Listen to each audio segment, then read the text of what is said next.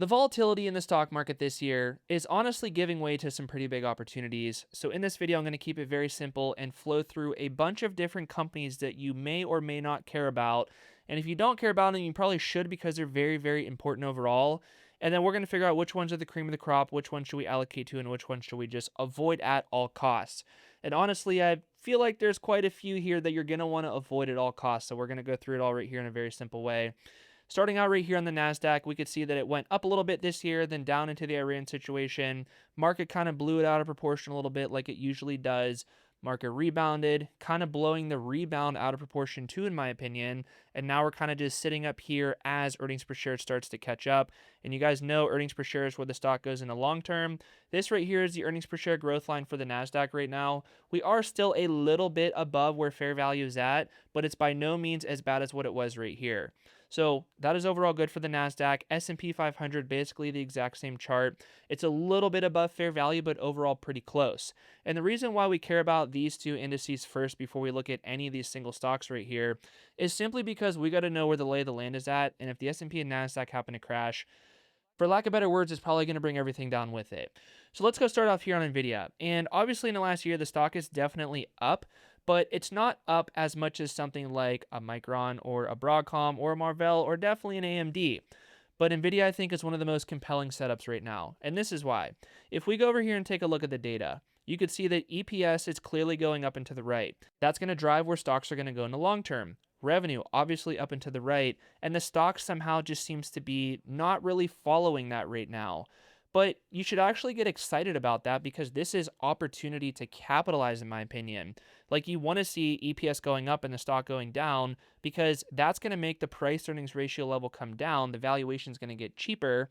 And when you have top and bottom line growth like this and a valuation like this for PE, the stock is undervalued and the stock is likely to re-rate higher. Now, I don't claim I know exactly when that's going to be, but that's of course why I do long duration stock options like 1 or 2 year sold puts, portfolio secured, and 1 or 2 year leap call options because I don't need to predict what the market's going to do in the short term or the individual stock.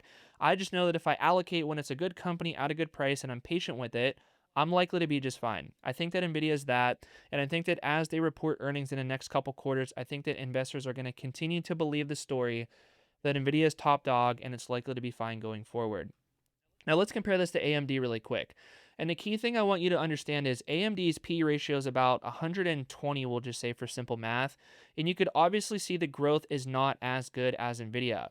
So this growth rate here at that PE, but then if we go look at NVIDIA where the P ratio is literally like 1/4 of it, in English what that means is if NVIDIA was trading at the same valuation level, the same P ratio level as AMD, the stock would be like $800 per share. I know that sounds completely crazy and completely out of control, but that's just how cheap Nvidia stock is right now, in my opinion. So what's likely to happen, honestly, is that AMD stock is likely to come down or just not do as good going forward, and then Nvidia is likely to revert higher to where it should actually be trading at. So that's the quick little breakdown on those two companies right there.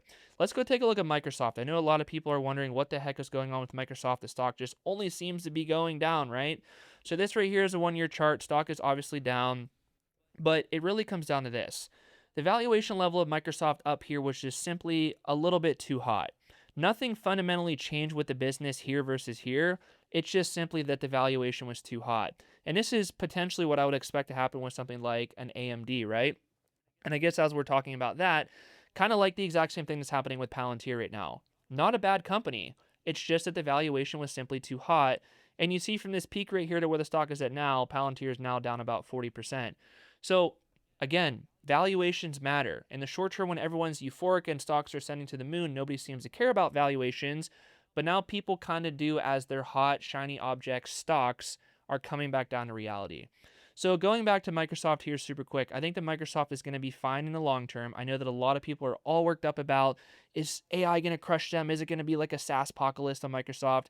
The answer, in my opinion, is going to be no. So MSFT right here, we could clearly see that earnings per share is going up and to the right, revenue is going up and to the right, and you're getting all that for a 23 for a P ratio level. So obviously this growth is not as explosive as something like NVIDIA, but it's still pretty good in relation to the valuation of what you're paying. And this right here is a 5-year chart. You could basically see the stock is at levels that it was at January of 2024, you could see up here it does January 2024. So that's over 2 years. That's 2.5 years the stock went nowhere. Why? Because the valuation was high back here, and the stock has really just been growing into that valuation as the EPS has been going up and to the right. So again, understanding this stuff, what I'm saying right here, high level, will make you a lot of money in the long term, but it's in the long term. In the short term, nobody knows what the market's going to do, but valuations definitely matter. Okay. So that's what I think about Microsoft. I'm bullish. I have a little bit of an allocation in my portfolio right now. Let's take a look at Google. Google is one that a lot of people have been wondering, like, Brandon, we know that Berkshire Hathaway, Warren Buffett, they've recently been allocating. Is Google kind of just, did it run up too far? Is it not justified to go up any higher from right here? Like, obviously, if we look at this on a year-to-date basis, the stock is up over 100%. Or sorry, this is a one-year chart right here. It's up 105%. So yeah, it went up a lot, but what also went up a lot in that same time frame? If I go GOOGL right here, and GOG versus GOGL, it's basically the same thing. But you can see that EPS is going up and to the right super quick, and it's no surprise that the stock is kind of following that, right? So good earnings per share growth, decent revenue growth, price earnings ratio trailing is about 27. I think it's basically at fair value right now, in my opinion. So if you have a, call it a 5-year time horizon or even a 1 year, I think you're going to do fine. And the expected ROI that you should get when you allocate to a company when they start at fair value is what the earnings per share growth is.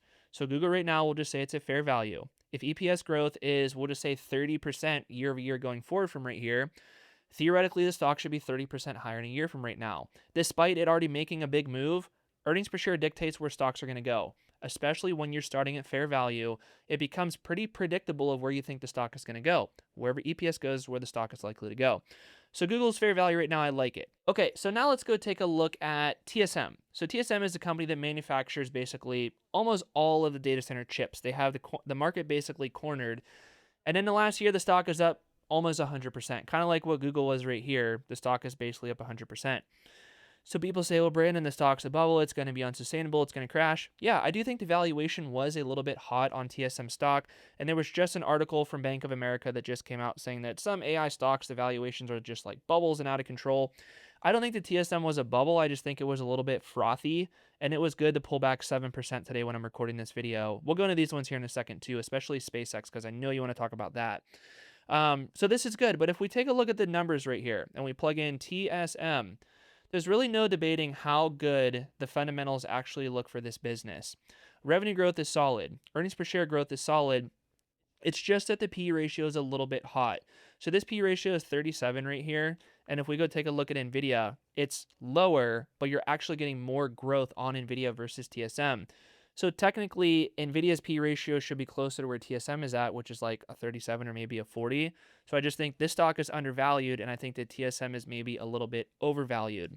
But the fact that TSM has such a strong lock on a chip manufacturing business, investors are willing to pay a little bit of a premium for that because NVIDIA is like one single business. TSM is kind of like, think of it as almost like an ETF in a way, where it's like all the chip designers like the AMDs, the Broadcoms, the NVIDIAs, they send the blueprints to TSM to then go build. So TSM gets revenue streams from different ways, if that makes sense. And NVIDIA, AMD, Broadcom, etc., they really just like it's only their business where they make the money from. So this is more diversified income stream is a better way to think about it. So TSM is in an allocation right now. No, not really. I think it's a little bit expensive, and I think that we're going to get volatility and a pullback on TSM. So I do still have my shares. I have a pretty sizable allocation, and obviously we've been crushing that. But I'm not going to allocate. It's not compelling enough to do options on TSM just yet.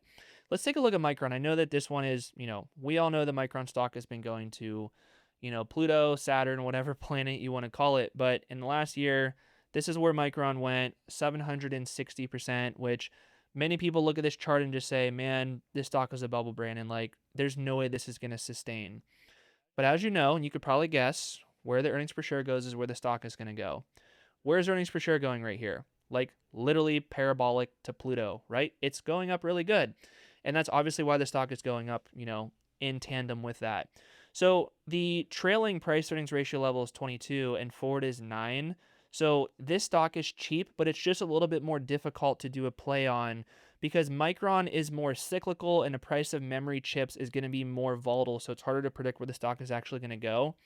So I do have a very small play on this. I have some sold puts where I actually went like way below the money about a year and a half out. and I took the cash flow and then I went and bought shares of Micron with it. Of course, again, these are portfolio secure puts, not cash secure puts, so there's no cash drag. Cash secure puts suck, and I've had many videos on that, which I'll link one at the end here once we're done. But yeah, Micron, I think it's going to be okay, but it's going to be very volatile. So I just think you kind of have to close your eyes and really just wake up in a year or two and you'll probably be happy. Let's take a look at Broadcom. So Broadcom in the last little bit here, and this was right after they reported earnings, the stock came down about 23% to right now. Now, I do feel like the stock was definitely a little bit overvalued going into earnings. So this little pullback right here, in my opinion, is definitely justified. So if we go take a look at the numbers right here for AVGO, you're going to see a story of the stock getting basically close to fair value / maybe even a little bit hot still. So we have a trailing price earnings ratio level of 45, which is a little bit hot, but of course you can't really gauge this too good unless you understand the revenue growth and earnings per share growth, because it's all relative. Like a P ratio of 100, yeah, it's probably going to be expensive, but if earnings per share growth and revenue growth is like 300%, then it's like, okay, it's probably justified. But when you got a 45 for a PE right here with this for EPS and this for revenue, it is still a little bit hot in my opinion, so I'm probably not going to want to allocate to Broadcom. But it's a great company, and this is something I just want to go put on the watch list, which if we go look at the stock sheet right here, you can see that Broadcom, it's close to fair value. Basically, when this is 100%, it's fair value. When it's below it, it's basically saying like Broadcom is about 3% undervalued right now. So I see Broadcom in a range of like fair value, maybe a teeny bit over or a teeny bit under, but somewhere in that range, plus or minus like 5% of fair value. But it's not compelling enough to allocate just yet, in my opinion. So that's just going to go sit on the watch list. Let's look at Marvell. This is one that, geez, there's a lot of people that are, they made a lot of money on it, but that doesn't mean the show is going to go on. And, a lot of the reason why the stock made this really big pump right here is because Jensen Huang kind of like shilled the stock and was like, hey, this is going to be the next $1 trillion company. And meanwhile, the market cap for Marvell, you can see right here, is $237 billion. So it's like over a 4x if it hits $1 trillion market cap. But look, just because Jensen Huang, the godfather of AI at NVIDIA, says something doesn't mean it's going to happen. And he didn't say when it's going to happen, too. Like, what if it hits $1 trillion market cap in 10 years from right now? Like, that's realistic, but, not like this year or next year, in my opinion. So, stock has obviously been rallying. And then if we look at this from all-time high to where it's at right now, stock is down about 14%, pulling back a little bit. If we go MRVL, you're going to see a story of overvaluation right here. Yes, EPS growth is going up and to the right, kind of rolling over a little bit right now, and revenue growth is still decent. But look, you're paying 90 times trailing earnings. Like, look at this growth rate here. Again, how do you allocate to that when you could get NVIDIA for 33? Like, it's really hard to bet against NVIDIA right now. And I'm not saying NVIDIA has to go to Pluto like today or tomorrow or next month, but I do think with time NVIDIA is going to revert higher. I think this is like a $250 to $290 stock right now for NVIDIA. Like, I think it's cheap. So yeah, if we take a look at Marvell, it's just too expensive. And a quick analogy of what I want to give you on this is like a casino.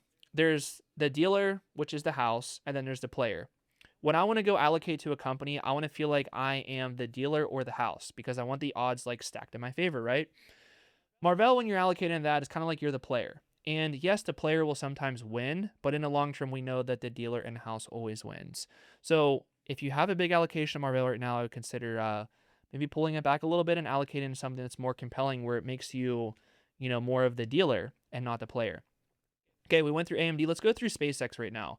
So obviously it's going to look funky on SpaceX because the company just recently did their IPO. And obviously the stock went to Pluto, and no pun intended because it's SpaceX. And now right now you can see it's down 28% from the all-time high. Now, here's the deal with SpaceX. It's very speculative. It's hard to know exactly what's going to happen with the company. The valuation level is sky high. There's no debating that. It's hot. Yes, you're getting a lot. You're getting the Elon premium. You're getting the potential of Tesla rolling into SpaceX and basically merging into one big company. It is possible, but you are paying a premium. And if something bad were to happen to Elon or just in general to the stock market, you're going to see speculative companies and trades like this come down quite a bit. So I'm definitely not bullish on SpaceX. I'm not going to allocate. Like maybe if you claim that you're going to allocate and hold it for like 10 or 15 years and never look at it, sure, fine. We'll see what happens then. It's kind of like a golden ticket play potentially. But it's more so like you're the player right here. Like you're not the dealer. You want to be the player. The odds aren't stacked in your favor enough to allocate here, in my opinion. Let's take a look at Oracle. So Oracle in the last 1 year, Let me reset the chart view right here because it gets all messed up sometimes. This is Oracle in the last 1 year. The stock is obviously down. Why? Well, they're spending a lot of money in CapEx to try to build out their data centers to fill their backlog, but also they're having debt issues potentially where it's like they're raising a lot of money, they're kind of getting levered, and if they don't happen to monetize how they expect to monetize, a business could get into a pinch. Also, we just saw that Meta came out today, which we'll cover Meta in a second, but we saw that Meta came out, and that's why the stock was up 8%. They came out and said that they're going to potentially do Meta Cloud, and that's going to compete with something like Oracle, something like a CoreWeave, something like a Nibis. I think that Meta is going to be like in the tier level with like AWS, like Amazon Web Services, Google Cloud, Microsoft Azure, stuff like that is where like Meta's going to fall. But then everything else is kind of like the B tier from there. So Oracle's kind of like B tier. That's why that stock went down today. That's why CoreWeave and Nibis went down, which you're watching this video a day late from when I recorded it. But it doesn't matter. Like everything here is going to be timeless. Nothing happens in one day in the market anyways. So Oracle is just a company that I'm not willing to allocate to right now. And if we go look at the numbers ORCL really quick, you could see that the growth is decent, the revenue is decent, and the P ratio is honestly decent. So this stock is basically at fair value in my opinion, maybe even a little bit cheap, but it's really just a bet on the credit quality of the business and if they're going to be able to raise the money to build out their data centers. If they can, great. If not, they're going to be into a pinch. So we'll do a little bang through here. I think Amazon is great. I think Amazon's maybe a teeny bit. Amazon's basically a fair value right now. Let me move myself out of the way. Robinhood is basically, it's a little bit overvalued right now. United Health is overvalued. Apple is overvalued. MasterCard is overvalued. Chase Bank is basically at fair value. Palantir, we already talked about. It's still overvalued in my opinion. Salesforce is cheap, but it's a bet on AI and if AI is going to crush the business or not.